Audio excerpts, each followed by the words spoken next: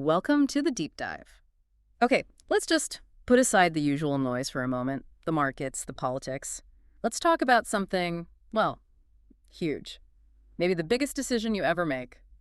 Choosing a partner for the long haul. Exactly. It sounds almost, I don't know, dramatic, but the weight of it is immense, isn't it? Oh, absolutely. Get it right, and you got decades of support, real intimacy, a safe harbor. But get it wrong, and wow, we're talking about putting your confidence, your health, your money, even your basic sanity on the line. It really is that high stakes. It reminds me of that detail about Jane Austen. While Napoleon was tearing up Europe, she was writing about who gets matched with whom. Seems trivial on the surface, maybe. Right, but maybe her priorities were, well, spot on, war is serious, sure, but choosing who you spend your life with, that's monumental. The real battlefield isn't out there, it's in here. Precisely. And that's our focus today. The biggest barriers, they aren't always external circumstances. They're often psychological, emotional landmines we just walk right onto. So we're not talking about, like, dating app profile tips. No, we're going deeper. Yeah. Into the fundamental errors, psychological, even philosophical, that make smart, capable people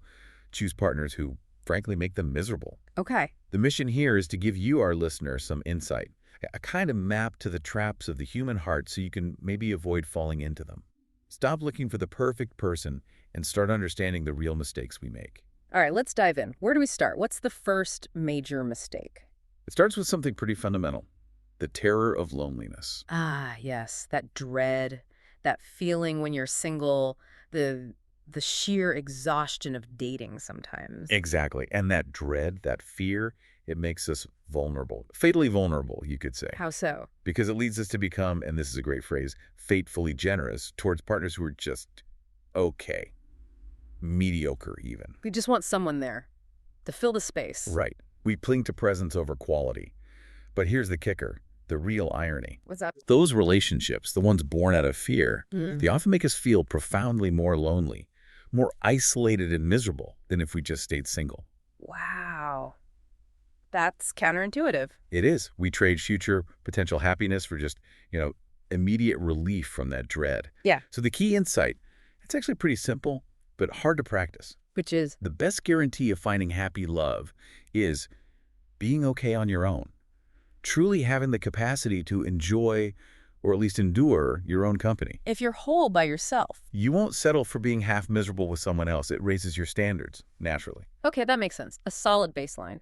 But what if you are okay alone, but relationships still go wrong? What's the next trap? This one's trickier, more internal.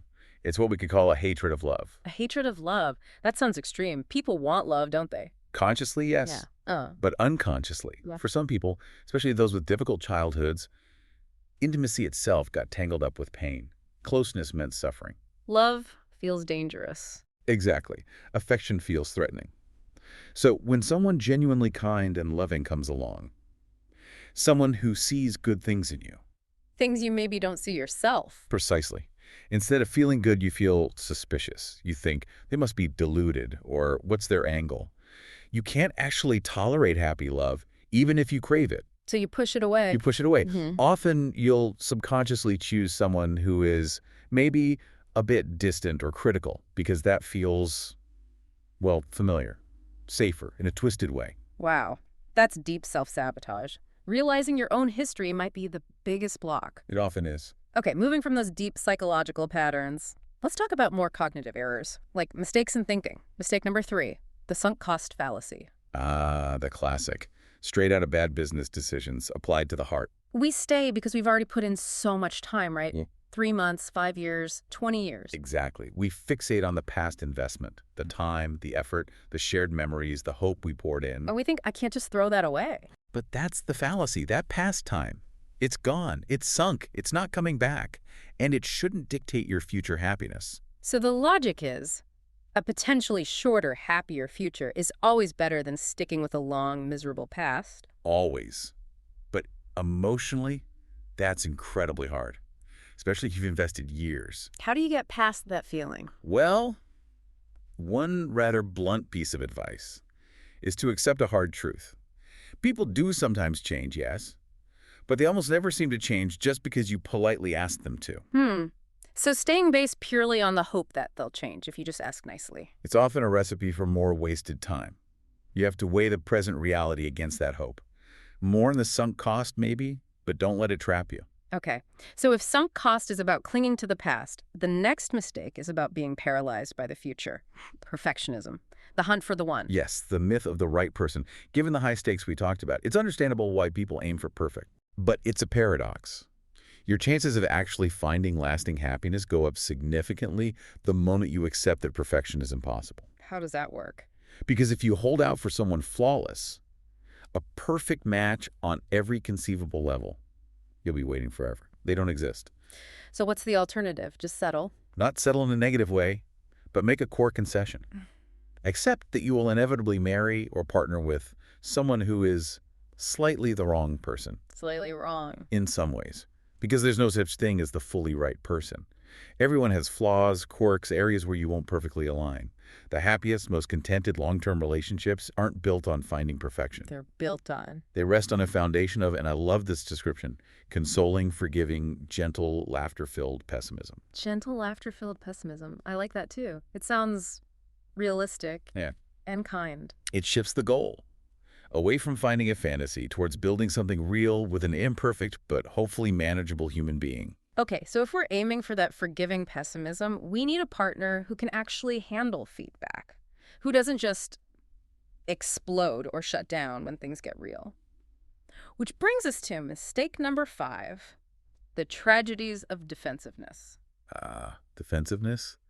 This trait alone probably torpedoes more relationships than anything else. It just stops everything, doesn't it? You try to raise a small issue gently. And bang, the walls go up. You get, this isn't a good time, or, well, it's your fault because, or just, you're attacking me. And then the actual problem never gets discussed. Never. It just sits there. Or worse, it gets thrown back at you.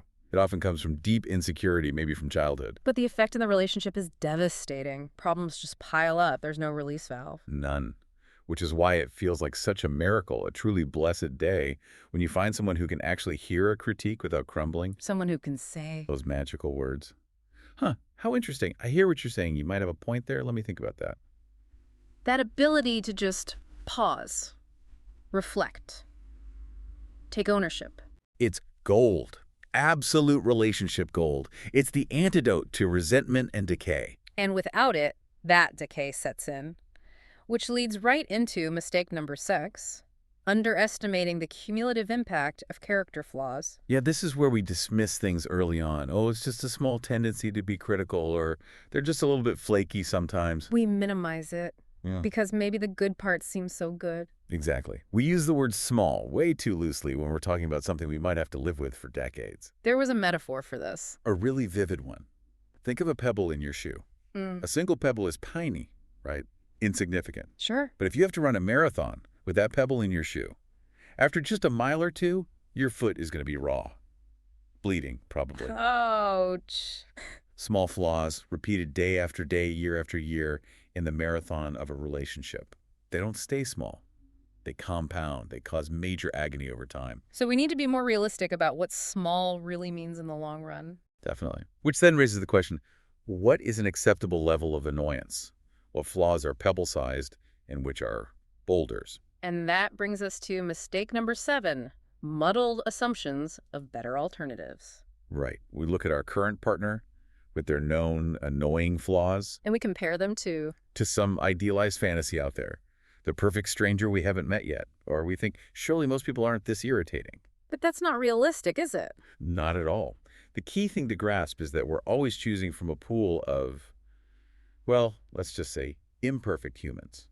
A collectively maddening species, as one source put it rather bluntly. Ah, okay. So the skill isn't finding someone with no flaws. Impossible. The real skill is developing a robust, realistic sense of what kinds of flaws you can live with. What's an acceptable level of frustration for you? Distinguishing between, what was it? Hysterical misery. Which is avoidable. Destructive stuff you should definitely not tolerate. And normal, unavoidable unhappiness. Exactly. The kind of friction that just comes with sharing a life, a space, a bathroom with another complex human being. Yeah. You need a sober assessment of the dating pool before you ditch someone for minor, forgivable things. Speaking of the dating pool and its maddening creatures, mistake number 8, the appeal of madness. Why are we sometimes drawn to chaos? Oh, this is a tough one. It can take a really long time, sometimes well into midlife, to finally become immune to it, Immune to what exactly? to the drama. The people who blow hot and cold, who clearly dislike themselves, who push affection away, maybe deceive you, fly into rages. Why is that attractive? It sounds awful. We often mistake that volatility for passion, for excitement, intensity. Sometimes, sadly, it might echo the kind of emotional chaos we grew up with, so it feels weirdly familiar. So we need to actively rewire ourselves. We do. We need to train ourselves to see the deep, subtle, almost exotic appeal of sane, reliable people. The quote-unquote boring ones. Exactly. The ones who, trust people reasonably. Maybe they go to therapy. They actually like themselves, mostly. They have decent relationships with their families. They garden. Gardening as a sign of stability. Hey, it shows patience. Huh. The point is, these seemingly boring traits are what actually build a stable, supportive, calm life together. Stability eventually starts to look pretty sexy. Okay, I'm sold on boring. Calm is good. Now, the final mistake, number 9. And this one apparently trips up clever people especially. Yes, underestimating physical attraction. Really? You'd think smart people would focus less on the physical. That's the trap. We prioritize intellect, shared values, sense of humor, all crucial things, obviously. Yeah. But we sometimes think sexual chemistry is somehow base, superficial, not something a serious person should get hung up on. But that overlooks a practical reality. A huge one. Think about it. How many long simmering arguments in long-term couples are really, deep down, about resentment over absent or unsatisfying sex? Probably more than we admit. A lot more. And conversely, think about how much you can forgive in a partner.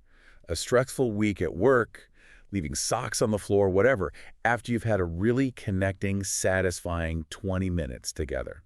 It smooths over a lot of rough edges. It really does. And here's the crucial point. Sex is often the one thing couples aren't allowed to legitimately seek outside the relationship. You can get intellectual stimulation, friendship, career advice elsewhere. But sex is meant to be exclusive. Typically, yes. Therefore, it needs to be, uncommonly satisfying within the relationship. If you neglect that piece, thinking you're being mature or intellectual, you're potentially setting yourself up for a slow burn of bitterness no matter how well you get on otherwise. Wow, okay. That's 9 big traps. 9 fundamental errors. So if we pull back and look at the big picture, what's the core message running through all of this? I think it boiled down to this. Choosing a partner well isn't really about hunting for some mythical perfect person, some fantasy figure. It's much more about mastering self-knowledge, understanding your own vulnerabilities, your history, your cognitive biases, and it's about accepting reality. knowing your tolerance for loneliness, seeing the roots of how you react to affection or criticism, resisting that sunk cost trap. Being realistic about perfection, understanding the impact of small flaws, knowing what the dating pool actually looks like. And valuing stability and, yes, physical connection. Exactly. It's about being sober, self-aware, and realistic. So for our listeners, what's the final thought to leave them with? Well, building on that realism, true romantic happiness, lasting contentment, it doesn't come from finding a paragon, some flawless god or goddess. It comes from recognizing that we are all, every single one of us, basically just another demented, sweet, silly fool much like us. Huh. Okay, that's humbling. It is, and liberating maybe, because the goal shifts. It's not about finding perfection. It's about finding that specific fool. Our kind of fool. Your kind of fool. The one whose particular brand of foolishness, whose unique, forgivable flaws, you feel best equipped to understand, navigate, and ultimately forgive for the long, long haul. So the question becomes, whose imperfections can you live with, laugh about, and love anyway? Precisely. So maybe the question for you, the listener, is, how does knowing all this shift your expectations? What are you really looking for now? Something to think about.